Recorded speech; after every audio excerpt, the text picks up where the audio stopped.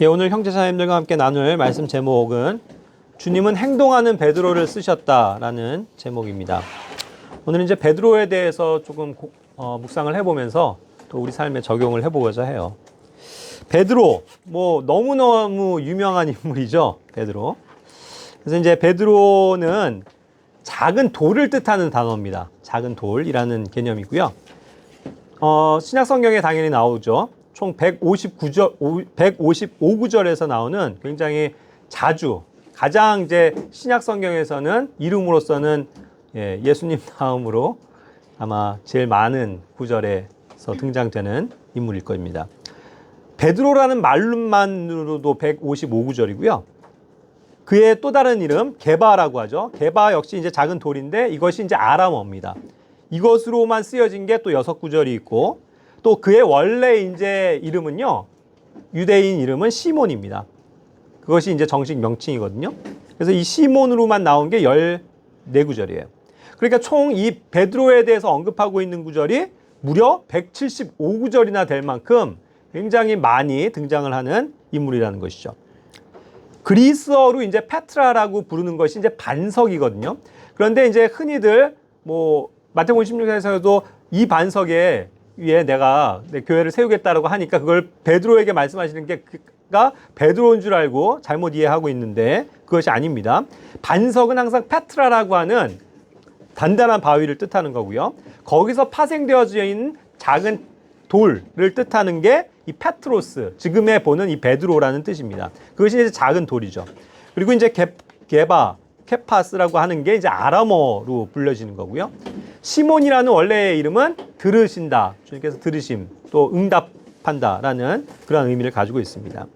그리고 이 베드로가 이제 바요나라고 이제 부를 때가 있거든요. 바요나 시몬. 근데 바요나가 뭐냐면 요나라는 뜻으로 결국 이제 아람어인데 요나의 아들이란 뜻이에요. 그렇게 해서 그냥 그것을 합성해서 부른 겁니다. 그러니까 마태복음 16장 17절에서 예수님께서 이제 그를 부르실 때 바요나 시모나 이렇게 말씀하셨거든요. 그랬을 때 바요나는 결국 요나의 아들 시모나 이렇게 되는 거죠. 예. 그러니까 결국은 시몬, 베드로의 아버지의 이름이 요나라는 사실을 우리는 쉽게 알 수 있는 겁니다. 요한복음 21장 15절부터 17절에서도 요나의 아들 시모나라고 이야기한 거예요. 근데 이 요나의 아들이라고 표현한 그게 결국 바요나라는 그러한 합성된 아람어였다는 것입니다. 자, 이와 같은 이름을 가진 베드로예요. 자, 이 베드로를 공부해 보면 형제자매님들은 이제 베드로에 대해서 어떻게 평가하시고 있는지 모르겠지만 저는 사실 이 베드로가 참 이렇게 친숙합니다. 친근해요. 그러니까 조금 더 이렇게 인간미가 풍긴다고 할까? 바울은 왠지 사도 바울은 범접하기 어려운 그런 수준의 삶을 살고 있어요. 너무 실수도 없고 사실 굉장히 흠잡을 데 없는 열심을 가졌었던 그런 훌륭한 사도잖아요. 근데 베드로는 그의 그 믿기 전부터의 행적이 쫙 드러나서 그런지 모르겠지만 너무 실수도 많고, 예? 너무 웃기고, 예? 좌충우돌하고 변화무쌍하고, 예? 쉽게 꺼지기도 했다가 다시 또 일어나고 하는 그런 과정이 굉장히 어떻게 보면 인간미가 넘치는 것 같아요. 그래서 조금 이런 실수투성이 좀 허점 많았던 베드로도 이렇게 하나님께서 변화시키시네 하는 면에서 조금 더 위로를 받을 수 있는 저게 내 모습인데 하는 것을 오히려 더 많이 보게 돼요. 바울에게서는 저게 내 모습인데를 발견할 수가 없어요. 너무나도 제가 부족해서. 그런데 베드로의 예전의 삶을 보면 참 허점이 많았거든요. 그래서 그런 면에서 좀 이렇게 친숙하게 느껴진다는 것입니다. 현재자님들은 어떠세요? 예. 자, 그런 이제 베드로를 우리가 오늘 공부하는 건데, 자, 베드로는 어떠한 사람입니까? 베드로에 대한 특별한 그 예수님의 칭찬과 또 각별하심이 여러 구절들에서 드러나요. 먼저, 마태복음 16장 15절부터 17절에서 보면 항상 이렇게 올바른 대답을 하고 뭔가 확신 있게 딱 대답하는 그런 정말 수제자다운 면모를 보여주고 있거든요. 그런 측면에서 굉장히 긍정적이고 높이 평가가 되는 거죠. 예수님께서는 그래서 실제로 베드로에게 직접 물으시는 장면들이 꽤 있어요. 그러니까 여러 사람들이 이제 예수님이 뭐 침례자 요한이다, 뭐 엘리야다, 뭐 선지자다, 뭐 이렇게 얘기하고 있을 때, 그럼 너네는 나를 누구라고 생각하냐라고 이야기할 때 먼저 딱 베드로가 나서 확신 있게 딱 대답을 하거든요. 다른 제자들 딱 대답 못하고 있을 때, 제가 대답하겠습니다. 이거죠. 주는 그리스도시요 살아계신 하나님의 아들이십니다. 라고 딱 대답을 한다고요. 이게 놀라운 대답이었죠. 그때에 아직 예수님에 대한 정말 온전한 실체를 알지 못하는 그런 많은 유대인들 가운데서 이 베드로는 예수님이 어떠한 분이신 걸 알았다는 거예요. 그를 주님으로 받아들였고 그리스도로 받아들였고 정말 살아계신 하나님의 아들로 오신 분이라는 것을 알았으니까. 그 당시 다른 유대인들은 그냥 선지자로만 여기고 그냥 뭐 훌륭한 뭐 랍빛 정도로 여겼잖아요. 그런데 이 베드로는 그러한 믿음이 있었다는 것에서 우리는 굉장히 놀랄 수밖에 없는 거죠. 그러니까 17절에서도 예수님이 응답하신 거예요. 바요나 시몬아, 참 네가 복이 있다. 이런 올바른 대답을 하다니 하면서 칭찬을 하시는 장면이 되는 거죠. 그래서 이런 것을 계시하신 분은 육신으로 온 게 아니고 하늘에 계신 아버지에 의해서 네가 이러한 올바른 것을 분별하고 있구나. 계시를 받았다. 이렇게까지 표현을 하고 있는 것이라는 겁니다.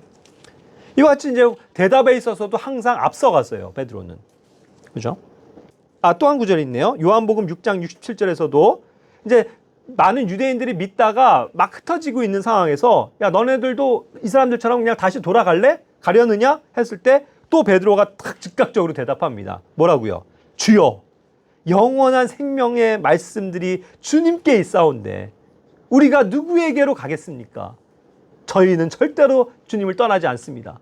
생명의 말씀이 당신에게 있는데 우리가 어디를 가겠습니까? 라고 확신에 차서 얘기를 하는 거죠. 그러면서 69절에서도 얘기하죠. 우리는 주께서 그 그리스도요. 그죠? 그 하나님의 율법에서 또 대언자들이 얘기했었던 그 메시아 그리스도라는 사실에 대해서 인정하고 살아계신 하나님의 아들이심을 우리가 믿고 확신하고 있습니다. 라고 대답하잖아요. 믿고 확신한다. 얼마나 이 확신에 찬 대답을 정확하게 하고 있습니까? 그런 측면에서 베드로는 이 주님의 그한 실체를 예수님을 정확하게 알고 믿었었던 그런 훌륭한 제자였다는 것을 알 수 있는 거죠. 또한 예수님께서는 이러한 베드로를 가까이 하시면서 여러 가지 의견들을 물어보실 때도요. 다른 제자들 제껴놓고 먼저 베드로에게 물어보시는 장면을 봅니다.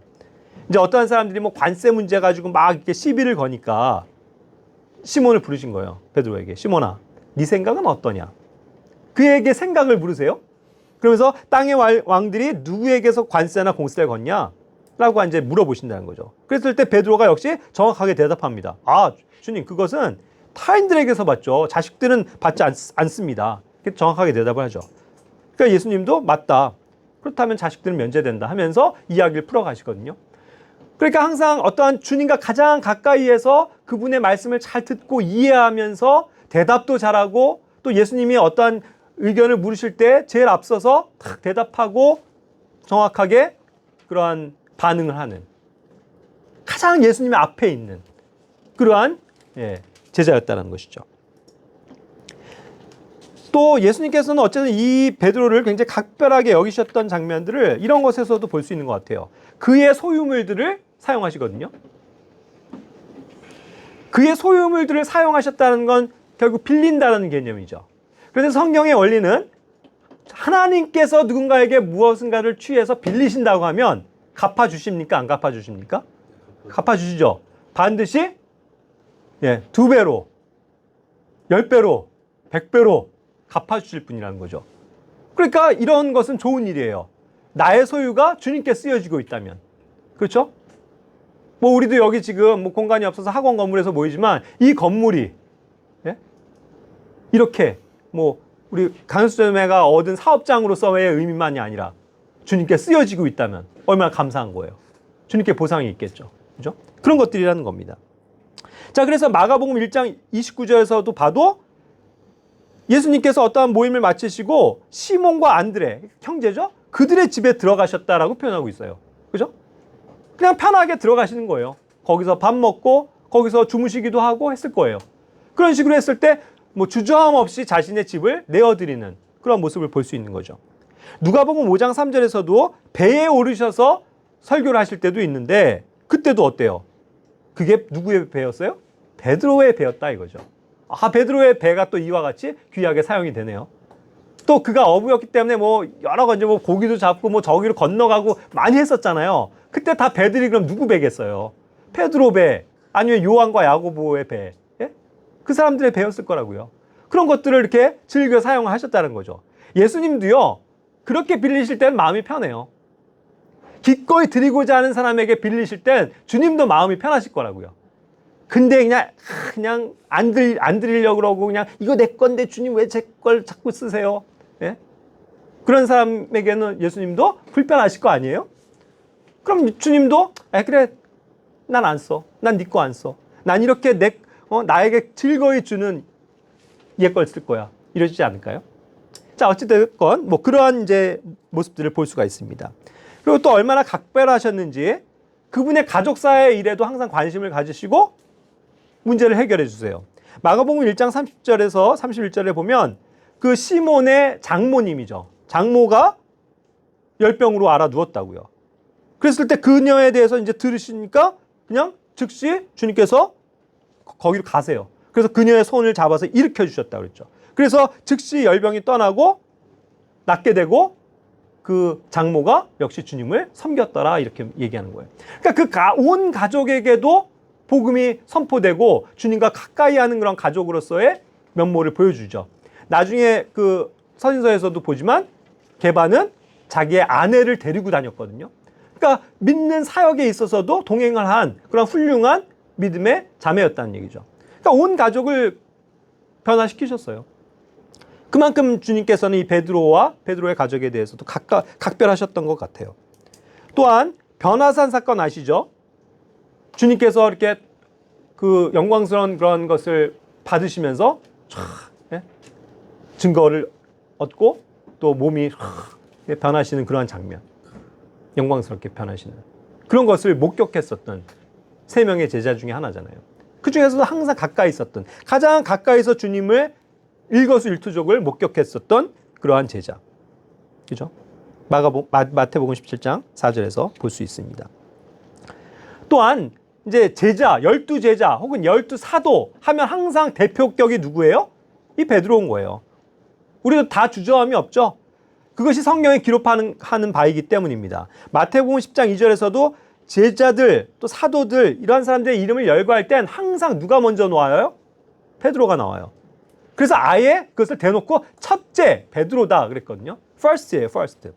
항상 베드로라고 하는 이 시몬이 첫째에 놓여져 있는 제자였습니다. 사도였다는 얘기죠. 그 다음에 이제 그의 형제도 있고 세베대의 아들들이 있고 하잖아요. 순서적으로. 그만큼 예수님에게 있어서는 수제자와 같은 그러한 사람이었다는 것을 알 수 있는 거죠. 이 사람이 사도의 대표격으로 어떠한 지금 쓰여지고 있는 대표 명사로서 그것이 이제 마태복음 16장 18절 19절입니다. 여기서 이제 아까 얘기한 것처럼 너는 베드로다. 베드로라는 이름을 얘기하시면서 이 반석에 내가 내 교회를 세울 건데 지옥의 문들이 그것을 이기지 못한다 했을 때 여기서 반석은 베드로, 페트로스가 아니고 방금 얘기한 것처럼 페트라라고 부르는 자기 자신을 얘기하는 겁니다. 예수님 자신이죠. 그분이 반석인데 여기에 내 교회를 세우겠다는 거예요. 그런데 그러한 것들을 세워나감에 있어서 기초가 되는 12사도들이 있게 되죠. 그것의 이제 첫 번째도 사도 베드로였던 것이고 그러한 하늘의 왕국을 풀어나갈 수 있는 열쇠들이 있죠. 그 열쇠들을 내가 너에게 준다라는 거죠. 근데 왜 열쇠들입니까? 복수기 때문이죠. 아마도 하늘의 왕국의 열쇠라고 표현된 것에는 하나님의 왕국의 열쇠도 포함이 되어 있는 것일 수 있을 거예요. 그렇죠? 자, 그래서 이런 것들을 사도들에게 주신다라고도 표현할 수 있는데 12를 택하시고요.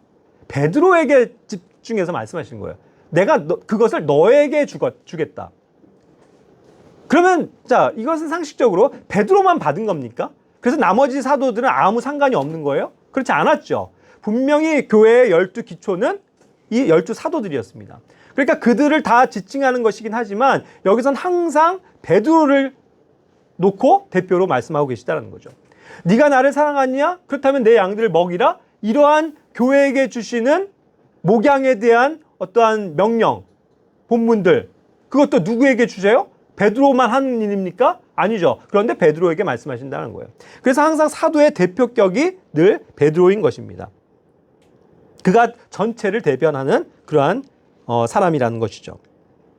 그러니까 고린도전서 15장 4절에서도 5절에서도 보시면 이것이 이제 사도로의 대표격으로서 쓰여지고 있다는 것을 또 쉽게 이야기할 수 있어요. 왜 그러냐면 예수님께서 묻히셨다가 성경 기록대로 셋째 날에 다시 살아나셨습니다. 부활하셨어요. 그런데 그것을 가장 먼저 본 사람이라고 목격했다라고 하는 사람을 누구로 여기 고린도전서에서 기록하는 줄 아십니까? 이건 성경상의 순서가 아니에요. 게바라고 그랬어요. 게바에게 먼저 보이셨다는 거예요. 그 다음에 12제자에게 보이셨다라고 순서를 얘기하고 있죠. 이것은 성경의 복음서에서 이야기하는 지칭 이 시점과는 다릅니다. 그렇죠? 언제 베드로에게 먼저 나타나셔서 베드로에게 보이셨어요? 그거 아니죠. 동시에 보이셨단 말이죠. 오히려 순서적으로 보면요, 목격 순서는 가장 먼저 예수님의 부활을 실제로 목격한 사람은 막달라 마리아였어요. 그런데 그때 예수님을 목격했을 때는 영광스러운 몸으로 하나님 앞에 갔다 오시기 직전의 사건이기 때문에 주여 하면서 그가 발을 붙잡고 경배하려고 그랬을 때 거부하셨죠.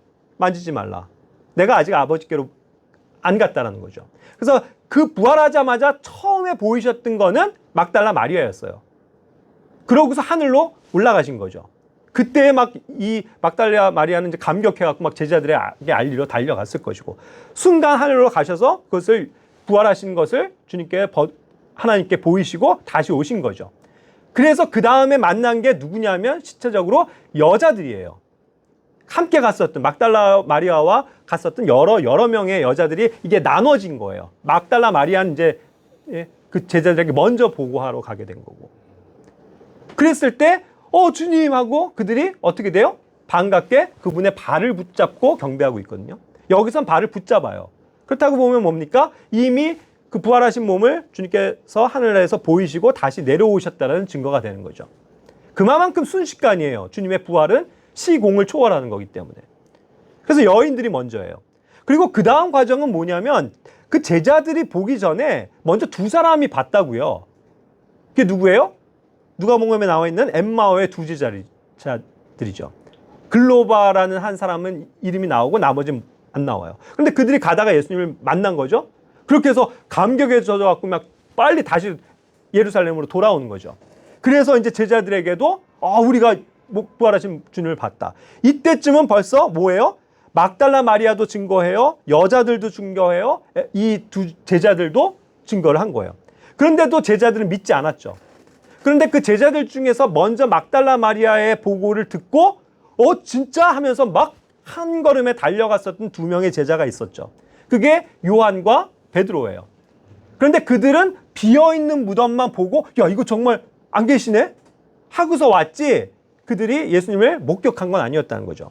그들은 언제 목격한 거냐면 그렇게 해서 돌아왔을 때 제자들이 모여있을 때 그 다락방에서 예수님을 만난 거죠. 그런데 그때 누가 없었어요? 도마가 없었던 거예요. 그렇죠? 그러니까 도마는 나중에 그 소식 듣고 나 못 믿겠어. 내가 그렇게 된 거 아니에요. 그러니까 도마가 없었다고요. 그러니까 여기에서는 12제자들이 아니에요. 그런데 이 갈릴리의 이제 제자들이 또 그 다음에도 또 제자들이 있을 때에 그러니까 예루살렘에서 이제는 도마도 있을 때 또 한 번 오시죠.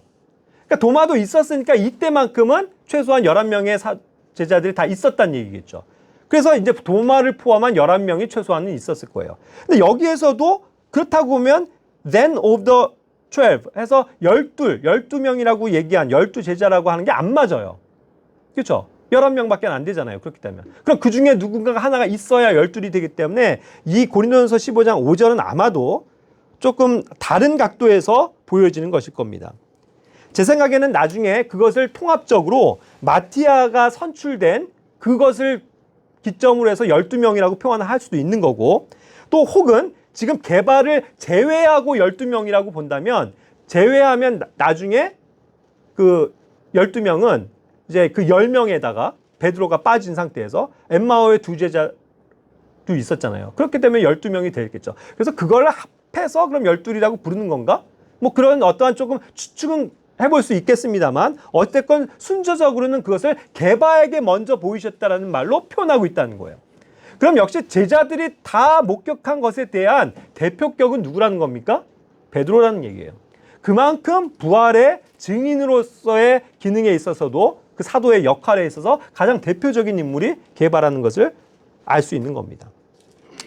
뭐 순서적으로는요. 그 다음에 이제 갈릴리 제자들이 다 갈릴리로 갔을 때 거기서는 또 여러 번 이제 예수님을 목격하게 되죠. 그리고 40일 동안 예수님이 이 땅에 계시면서 그들을 명령하시고 가르치신 것들, 하나님의 왕국에 대해서 풀어주시고 그러한 과정을 거치셨죠. 그러니까 계속 그들은 본 거예요.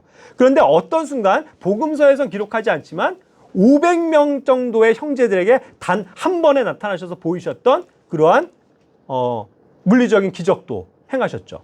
여기저기에 흩어져 있는 500명일 거예요. 그들에게 동시에 나타나셨다. 그 뜻이에요. 그렇게 해서 부활을 목격했었던 사람이 약 500여 명으로 늘어나는 거고. 그 다음에 나중에 주님의 죽으심과 부활 그러면서 그리스도로 받아들이게 되는 그 형제 야고보. 나중에 사도의 가장 으뜸이 된 자로서 예루살렘 교회를 인도했던 그 야고보죠. 형제 야고보. 그도 나중에 이 사실을 목격한 것으로 후에 사건으로 기록이 되고 있잖아요. 그러고서 모든 사도들이 봤다라는 거니까 여기서의 사도들은 그 나머지 원래 봤었던 12명의 제자들, 12명의 사도들을 얘기하는 게 아닌 다른 모든 사도들을 포괄하는 개념이 되겠죠. 그러니까 누구도 포함돼요? 바나바와 같은 사람도 포함될 것이고 그 밖에 어쨌든 그렇게 뭐 사도로서 인정이 된 그래서 예수님을 직접 목격해서 복음을 가지고 선포했었던 그런 사역자들에게도 포함이 되는 거죠. 그러고서 나중에 이 모든 사도들 가운데서도 제일 마지막인 사도 그게 누구예요? 바울이라는 거예요. 그렇게 기술이 되고 있죠. 고린도전서에서. 그래서 맨 마지막으로 예수님의 부활하신 예수님을 직접 목격한 사람은 이 지구상에 누구밖에 없는 거예요? 바울밖에 없는 거예요. 그게 이제 마지막이라는 거죠. 그러니까 바울 이후에 내가 예수님 봤다라고 하는 거는 성경적으로 봤을 땐 다 거짓말인 거죠. 그건 아니에요. 뭐 환상을 봤건 꿈을 봤건 그건 그냥 자기가 그렇게 생각할 뿐이지 예수님은 더 이상 육체로 나타나시지 않는다고요. 대신 누가 오셨어요? 위로자 되시는 성령님께서 오신 거죠. 그러니까 성령님으로 인해서 우리가 구원을 보증받고 주님의 뜻을 이해할 수 있고 성경을 알 수 있는 것이지 예수님이 이제 직접 이 땅에 나타나시는 법은 없다라는 거죠. 사도 바울 이후에는. 그래서 그것이 마지막 사도의 개념이라는 거예요. 그러니까 사도라는 개념도 여러분들이 잘 이해하고 계셔야 됩니다. 형제자님들. 사도는요 반드시 자격 조건이 나 사도다 하는데 오늘날에도 사도라고 자칭 사도라고 하는 사람들인데 다 거짓말이에요. 왜냐하면 사도라고 한다면 예수님이 직접 부활하셔서 나타나신 그것을 목격한 사람 중에서 성령님의 택하심을 받는 사람들이기 때문이에요. 그래서 보내심을 받은 자들이기 때문에 아무나 사도가 될 수 있는 게 아닙니다.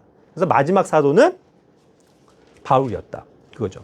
그리고 그 사도의 역할을 자기 혼자 몸으로 할 수 없으니까 대행의 임무를 했었던 게 그의 믿음의 친아들 같은 디도 같은 사람들을 그러한 역할을 하기 위해서 교회에 남겨지고 혹은 보내어졌다는 것이죠. 근데 그들이 나중에 시간이 지나면서 사도가 끝나니까 어떻게 되는 거예요? 장로, 감독으로 이제 교회를 지도하게 되고 한 지역에 머물게 되는 그러한 패턴으로 신약교회의 역사가 바뀌는 겁니다. 여기까지 조금 제가 부연해서 설명을 드렸어요. 자, 어쨌든 이와 같이 많은 경우가 이제 베드로에게서 특별한 의미를 발견할 수 있다는 것이죠. 자, 그럼 이제 오늘 이 베드로는 어떠한 인물 유형인가를 조금 볼게요. 뭐 요즘에 뭐 MBTI 가지고 얘기하는데 이 사람은 어떤 MBTI인지 모르겠습니다. 자, 단점을 먼저 볼게요. 단점. 베드로는요, 흥분을 굉장히 잘하는 사람이에요. 그리고 굉장히 충동적인 사람입니다. 분명히 그래요. 요한복음 18장 10절에서 보면 예수님을 막 따르고 하다가 막 그 군인과 그 종들이 막 몰려오니까 잡으려고 하니까 어떻게 했어요? 그냥 불끈해갖고 야 못해 이러면서 순간 자기도 칼을 뽑아가지고 막 휘둘렀겠죠. 뭐 그가 뭐 싸우는 군사도 아닌데 군인도 아닌데 막 휘둘렀겠죠. 어쨌든 막 위협 가하면서 그랬는데 싹 휘둘른 거예요. 어떻게 된 거예요? 그 말고라고 하는 그 거기에 있었던 우리 가운데 한 사람이 귀가 싹둑 잘려버린 거예요. 샥 하면서. 굉장히 날카로운 칼이었겠죠. 막 피 철철 흘리고 막 그랬을 거 아니야. 피를 본 거예요. 막 흥분해가지고. 그러니까 자기가 주님께 약속한 건 있었고 주님 절대로 안 됩니다 하면서 제가 어떻게든 주님을 따르겠습니다. 그때까지 막 혈기에 의해서 막 충동적으로 했다는 얘기죠. 그러나 주님의 방법이 아니었잖아요. 그렇죠? 그만큼 어쨌든 흥분을 잘하는 사람이었다. 또요. 두 번째 단점은 뭔가 비교의식이 있어요. 예? 그리고 그런 가운데서 뭔가 경쟁심이 있고요. 시기심이 있는 사람이에요. 남들이 잘 되는 것보다 뭔가 자기가 수제자로서 뭔가 얻고 싶은 거예요. 그 타이틀을 예? 빼앗기고 싶지 않은 거예요. 욕심이 있는 사람이에요. 그렇죠? 마태복음 20장 24절에서는 무슨 사건을 두고 얘기하는 거냐면 그 세베대의 아들들 야고보와 요한이죠.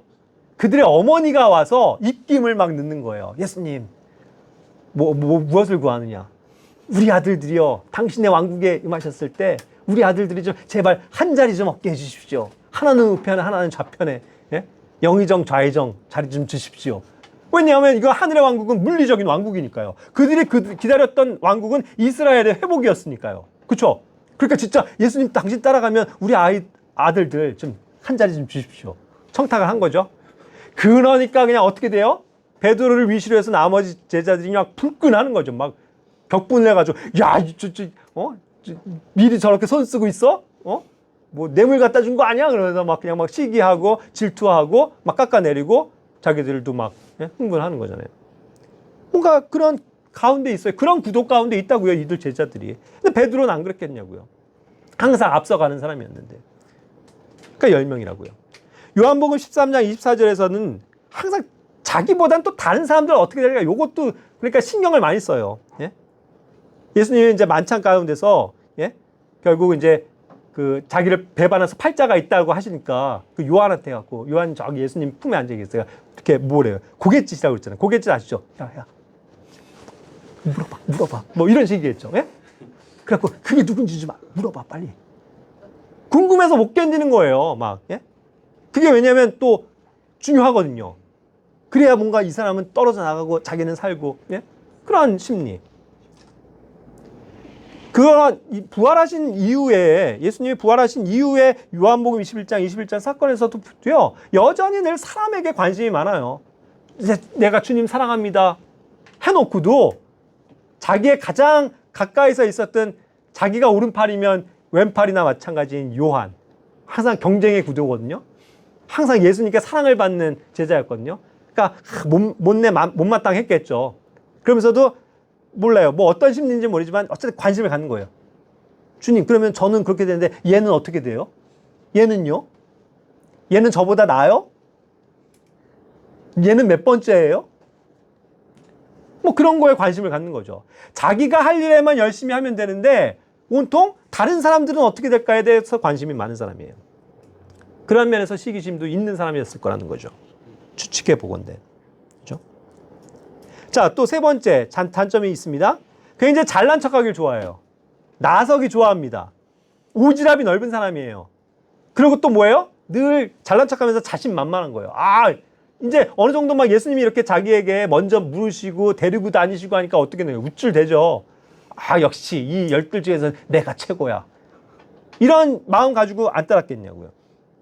그러니까 심지어는요, 결정적인 순간에서 막 칭찬을 듣다가도 완전히 한 방에 까무러칠 정도의 실족할 만큼의 책망을 듣잖아요. 꾸지람을.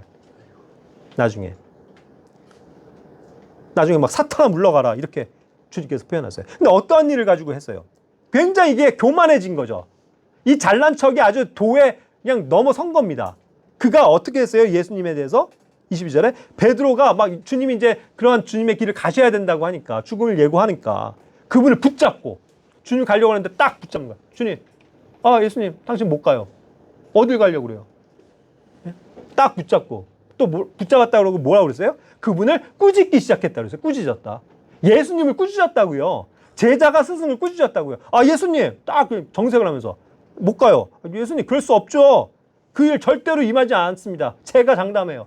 가지 마세요. 딱 붙잡는 거예요. 건방지 계시리. 그렇죠? 그런 사람들 생각나죠? 네? 하나님 까불지 마. 그런 불경한 신성 모독이 어디 있어요? 그런 사람이 목사예요? 참. 그리고 그런 사람을 애국사라고 해갖고 막 두둔을 해요? 정말 분별이 없는 사람들이에요. 감히 어떻게 그런 말을 해요? 그렇죠? 근데 베드로가 이와 같이 무지했을 땐 이와 같은 태도를 보였다고요. 자기가 잘 나갔고 그냥 예수님 그거 안 돼요. 내가 맡겠습니다. 자기가 앞서가잖아요. 그러니까 예수님께서 사탄아 물러가라 이러는 거예요. 이 사탄아. 사탄 소리까지 들었다고요. 예? 수제자로 인정받다가도 이렇게 꼬꾸라지는 거예요. 야 사탄아 내 뒤로 물러가. 넌 나한테 실족거리를 준다.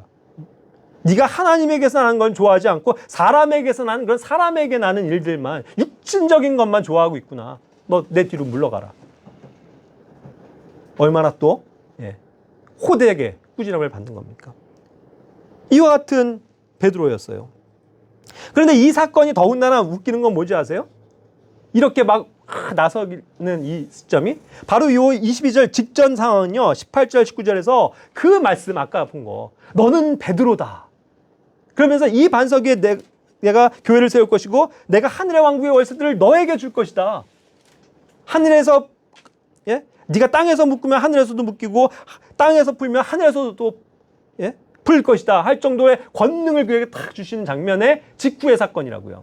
그러니까 우쭐댔겠죠. 아 예수님이 다른 사람들 제껴놓고 나에게 이런 영광과 책임을 맡겨주시네.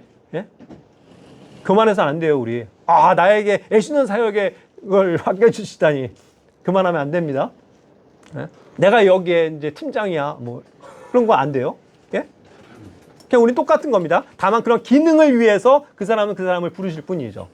아 내가 청년부 리더야. 아 으쓱으쓱 하면서 아 내가 기둥 같은 사람인데 하면서 그러면 안 되는 거예요. 그렇죠? 항상 겸손하게 주님을 평등한 가운데서 따라야 됩니다.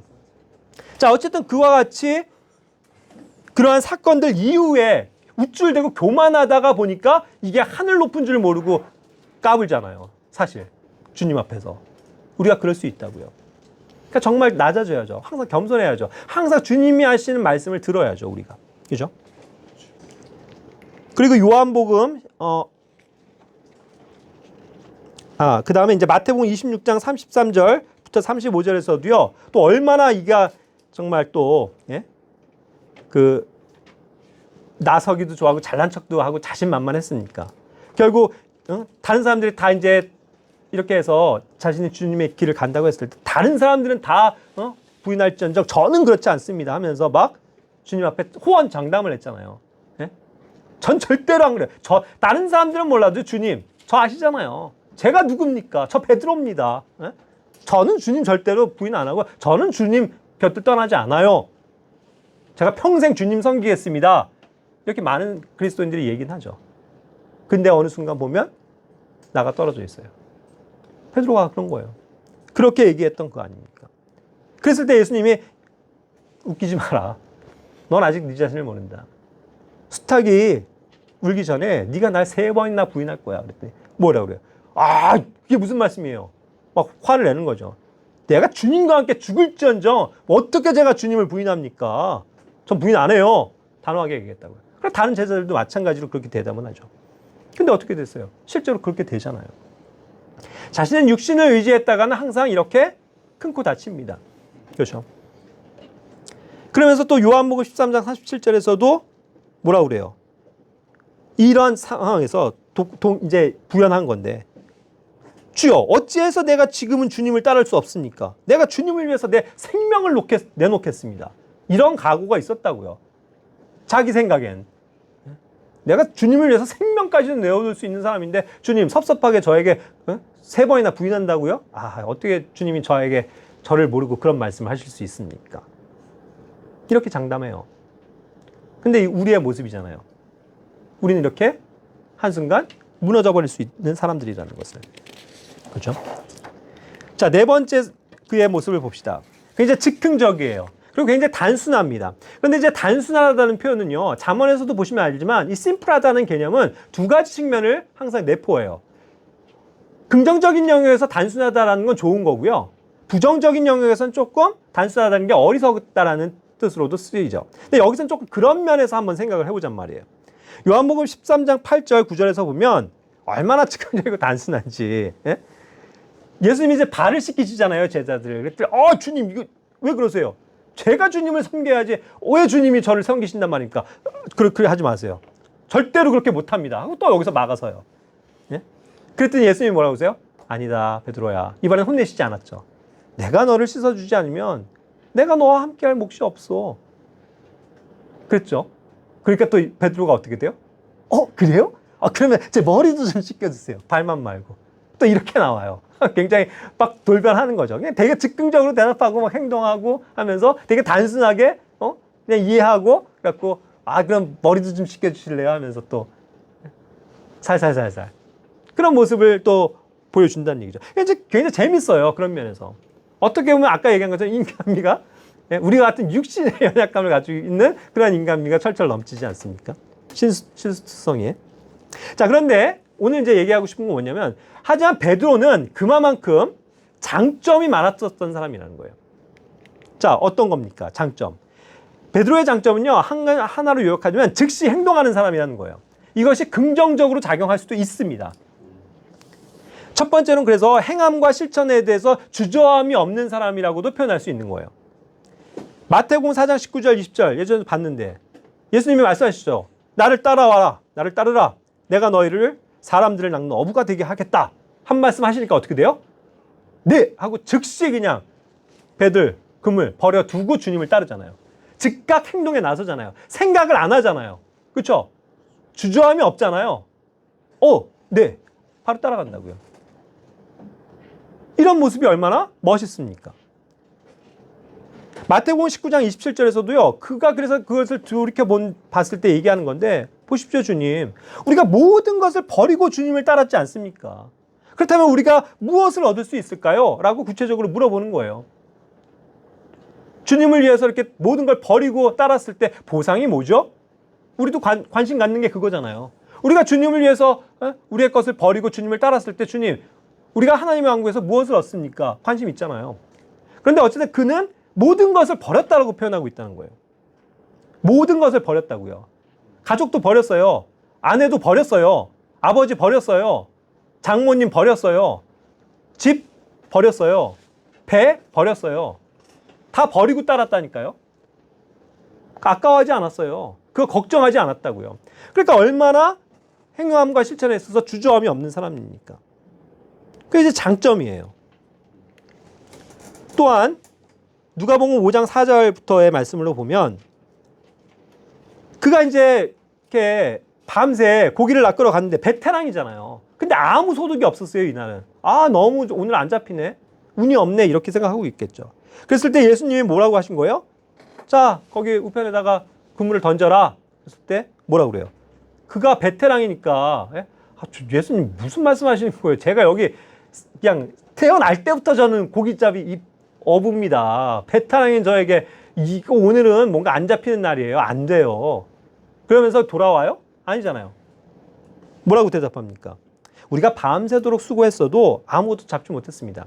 하지만 그럼에도 불구하고 선생님의 말씀에 따라 내가 그물을 내리겠습니다. 즉각 순종하잖아요. 자기의 의견을 버리잖아요. 자기가 쌓아왔던 노하우를 버리잖아요. 자기의 생각이 아니라는 거를 얘기하잖아요. 그리고 주님 말씀에 순종해 보겠습니다. 이거잖아요. 그리고 즉각 던졌다고요. 그러니까 수많은 물고기가 납께서 찢어질 정도가 됐죠. 보세요. 이게 즉각적인 순종이 가져다준 놀라운 주님께 대한 뭐예요? 그 진심, 주님을 발견하는 겸손함이 여기서 이제 생기는 거죠. 바로 어떻게 돼요? 그가 무릎을 꿇었다고요. 탄성을 지르겠죠. 무릎을 꿇으면서 이분은 하나님이시다. 그렇죠? 오 주여, 당신은 하나님의 아들이십니다. 내게서 떠나십시오. 저는 죄가 많은 사람입니다. 저는 죄인입니다. 얄팍하게 제가 제 생각을 의지했습니다. 제 뜻대로 살아왔습니다. 주님 방법을 무시했습니다. 주님 용서해 주십시오. 저는 죄가 많은 사람입니다. 당신이야말로 하나님의 아들이십니다. 하고 무릎을 꿇는다는 거예요. 이러한 사건이 우리에게 필요한 겁니다. 선생님들. 그렇지 않아요? 내가 아무리 잘하고 잘할 수 있을지라도 주님께서 아니야, 내 방법대로 해 했을 때 네, 제가 주님의 말씀대로 순종하겠습니다 하고 그 발걸음을 내디뎠을 때 주님의 놀라운 역사를 보게 된다는 겁니다. 그랬을 때 우리가 어떻게 되는 거예요? 진짜 하나님의 사람은 변하는 거죠. 무릎을 꿇는 거예요. 주님 찬양합니다. 주님이 나의 모든 것이 되십니다. 그죠? 주님이 나의 하나님이십니다. 이거 인정하게 되는 거란 말이에요. 그죠? 그러니까 이런 것들이 어떤 즉각적인 행동에서 얻은 교훈 아니겠어요? 마태복음 14장 28절부터 31절까지의 사건에서도 이게 가장 이제 베드로 하면 떠오르는 놀라운 사건 중에 하나죠. 베드로가 무리를 걷는 거. 이 사건 아실 거예요. 자, 이 상황을 봅시다. 그가 이제 막 배에서 보이지도 않는데 저기서 누군가 걸어와요. 물을 걸어와요. 그러니까 막 사람들이 막 영이다 하면서 막 두려워 떨고 있을 때 딱 보니까 뭔가 들어오시는데 예수님 같아요. 그러니까 뭐라고 물어봐요. 주여, 만일 주십니까? 주님이시라면 저에게 물 위로 주님께 걸어오라고 명령해 주십시오. 제가 하겠습니다. 그렇잖아요. 대단한 생각 아니에요? 대단한 믿음 아니에요, 사실? 어떻게 그 생각을 했을까요? 우리가 그 순간에. 주님이세요? 그럼 주님이시라면 빨리 오세요. 뭐 최소한 그냥 주님 환영합니다.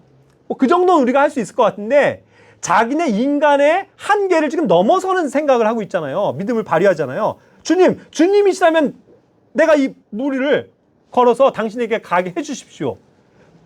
절대로 불가능한 사건을 지금 요구하고 있잖아요.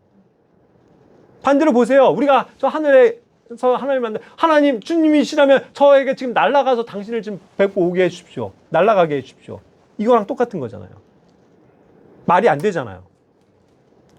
근데 어떻게 그런 생각을 하죠? 그것이 믿음이었다는 거예요, 사실.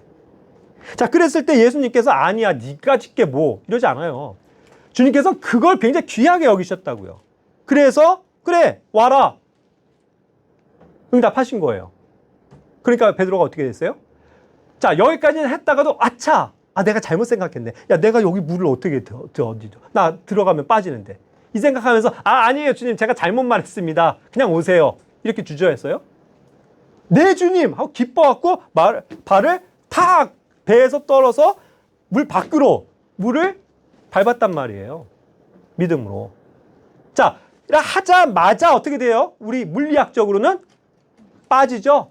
빠져서 물에 꼬르륵이죠. 근데 여기서 뭐라고 그랬어요? Come down out of the ship. 나왔다고요. 발을 디뎠다고요. 그리고 he walked on the water. 걸었다고요. 몇 발짝인지 몰라도 저만치 걸었다고요. 물 위를 걸어본 유일한 사람 예수님 외에 이 지구상에 베드로밖에 없어요, 여러분. 그래서 저는 이 베드로의 놀라운 믿음과 실천력이 대단하다는 거예요. 우리가 생각하지 못하는 그 한계를 넘어가서는 믿음과 실천력이 있잖아요. 두려워하지 않잖아요. 그냥 한번 그래 주님 믿고 가보자 하고 무리를 걷잖아요. 얼마나 대단합니까? 우리 이 시점에서 이거를 보고 박수를 쳐줘야지. 그래 놓고 나중에 어떻게 돼요? 순간 보니까 이거 막 풍랑이 있고 아이고 두려움이 오니까 믿음이 사라지니까 어떻게 쑥 빠져버리는 거죠. 그래서 주님 저를 구원해 주십시오 이거죠. 그것만 봐요 우리는. 그러면서 베드로를 한참 하찮게 봐요. 베드로 이렇게 믿음이 없어서 해놓고도 끝까지 그 믿음을 지키지 못하고 꼬르륵 빠졌습니다 여러분. 우린 그런 사람이 되지 맙시다 이런다고요. 근데 그거 이전을 보자고요.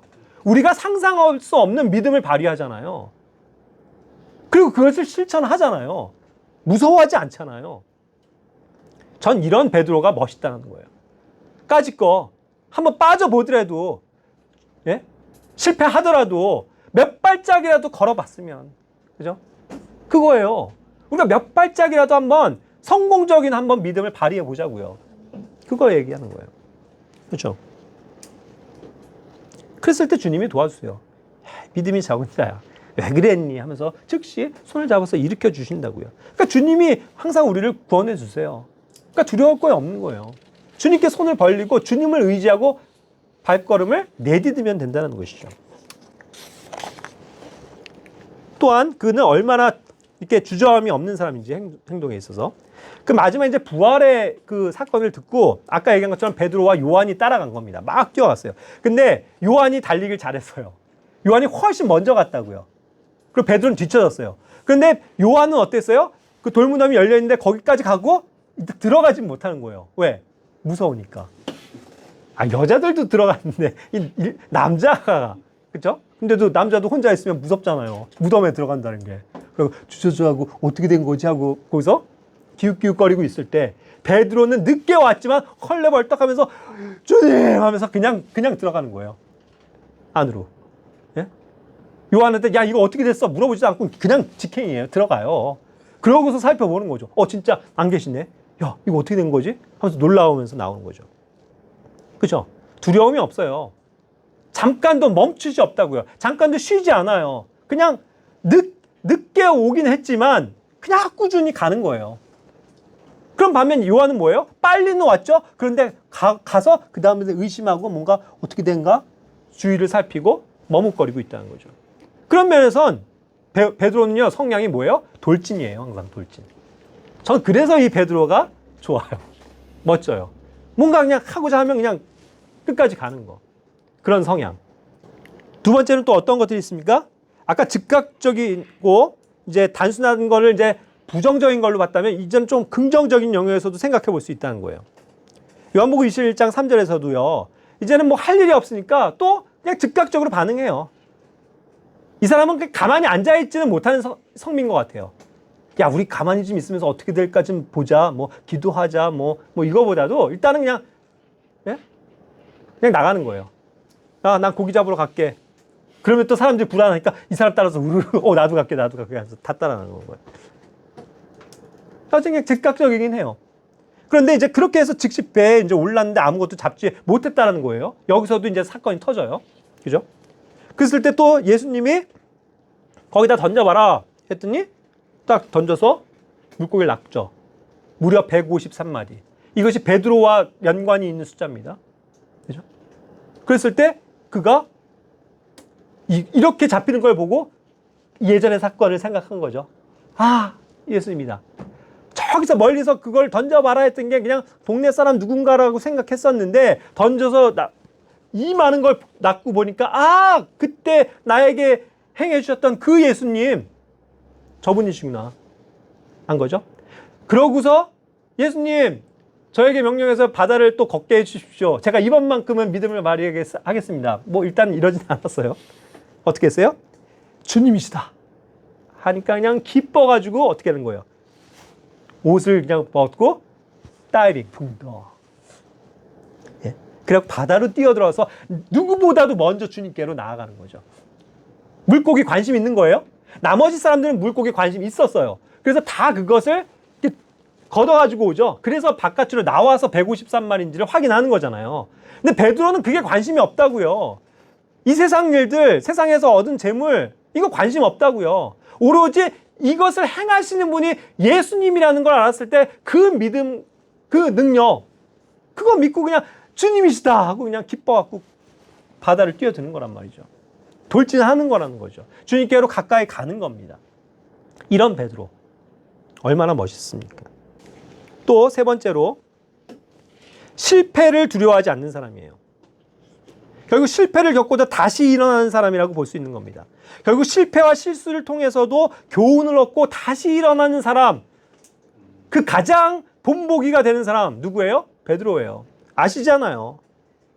예수님을 3번이나 부인했던 사람 아닙니까? 그렇죠? 그런데도 그 실패를 딛고 일어서요. 자, 여기서도 마태복음 26장 58절에서도 결국 그 사건이 있으면서 예수님 붙잡혀 갈 때 자기는 또 도망가는 거잖아요. 그랬다가 뭔가 찜찜해서 그래도 양심의 가책을 가지고 뭐예요? 그렇게 또 주님을 가게 했지만 그래도 주님 따라가 보겠다고 다른 제자들은 얼씬도 안 할 때 멀찍이라도 따라가잖아요. 멀찍이라도 따라가잖아요. 그런 용기를 내는 거예요. 그러고서 이제 그 사건 마태복음 26장 75절에 사건이 나온 거죠. 예수님을 결국 그 사건에서 3번이나 부인하게 돼요. 그랬을 때 마지막 장면이 뭡니까? 그걸 깨닫고서 그 말씀을 기억하고서 나가서 어떻게 했어요? 비통하게 울었다. 주님, 제가 잘못했습니다. 내가 왜 그랬을까? 그래서 비통하게 우는 거잖아요. 회개하는 거잖아요. 진심으로 뉘우치는 거잖아요. 자기가 잘못을 인정하는 거죠. 근데 많은 사람들은 이러한 잘못을 해놓은 것도 괴로워는 해요. 그러면서 그냥 혼자 괴로워하다 끝나. 그 우울함과 괴로움에서 벗어나질 못해요. 근데 베드로는 한번 와 주님 하면서 슬프게 울고 그걸로 끝이에요. 다시 일어난다고요. 그래서 나중에 보면 어떻게 됐어요? 제자들과 함께 또 모여 있잖아요. 금방 회복이 돼 있단 말이죠. 그러니까 그런 면에서도 뭔가 자신의 어떤 실패 때문에 두려워하지 않는다는 거예요. 알려졌을 거 아니에요, 사람들이. 야, 너 고작, 아이고, 뭐 수지자라는 놈이 너 3번이나 너 부인했다며? 아이고. 주변 사람들의 시선에 아랑곳하지 않아요. 자기의 잘못을 인정하고, 슬프게 울고, 통회하고, 주님께 맡기고, 다시 나아온다는 얘기죠. 그런 게 멋있는 삶이에요, 여러분. 그죠? 요한복음 21장 15절에서도 그래서 회복되어져 있어서 또 약속대로 갈릴리에 가 있잖아요. 그때 방금 얘기한 것처럼 그런 사건을 얻고 주님을 인정하게 됐을 때 다시 겸손한 가운데 주님을 받을 마음에 가고 있죠. 주님께서 물어보시는 겁니다. 요나의 아들 시몬아, 네가 이것들보다, 아까 물고기들이죠. 이것들보다 나를 사랑하느냐? 더 사랑하냐? 네, 주님, 제가 그렇습니다. 2번 물으세요. 요나의 아들 시몬아, 네가 나를 사랑하느냐? 네, 주님, 제가 주님을 사랑합니다. 그럼 내 양들을 쳐라, 먹여라. 3번이나 물어보세요. 네가 나를 사랑하냐? 3번이나 물어보시니까 얼마나 찔림이 됩니까? 자기는 3번을 부인했었으니. 그러니까 조금 더 기어 들어가는 소리였을 수 있어요. 그죠? 그런데도 네, 주님, 제가 정말 주님을 사랑하는 줄 주님께서 아십니다. 나 자신을 의지하지 않고 주님께서 그것을 아신다라고 주님의 편에서 나를 봐주십시오라고 얘기하고 있는 거죠. 이와 같이 주님께 대한 사랑이 회복되어지는 거예요. 그러니까 주님을 사랑하는 마음이 있으면 다시 일어날 수 있습니다. 회장님들. 그렇죠? 주님을 의지하면 우리는 일어설 수 있어요. 우리는 그렇다면 정말 쓰러졌을 때에 무언가에 우리가 실족할 수도 있는데 쓰러졌을 때 다시 일어날 수 있습니까? 실패할 수 있어요. 근데 실패했더라도 다시 주님 안에서 도전할 수 있습니까? 그런 사람들이 돼야 된다는 거예요. 베드로를 보세요. 예수님을 3번이나 부인한 이런 가장 정말 한심한 사람 중에 하나잖아요. 우린 그 정도까지는 아니잖아요, 솔직히. 근데도 왜 못 일어나냐고요. 왜 실패 때문에 그것이 발목에 잡혀서 주저하고 있냐고요. 과거의 실패에 얽매여하지 마세요. 거기서 헤어나지 못하는 사람들이 너무 많아요, 요즘은. 내가 왜 그랬지? 내가 옛날에 그래갖고. 그것 때문에 괴로워하고 막 자기를 자학하고 난 안 돼, 난 안 돼. 맨날 기어들어가고. 그래서는 안 된다는 거죠. 베드로처럼 다시 주님을 바라보고 주님께 대한 사랑을 고백하세요. 주님 사랑합니다. 그랬을 때 우리는 다시 일어날 수 있다는 겁니다.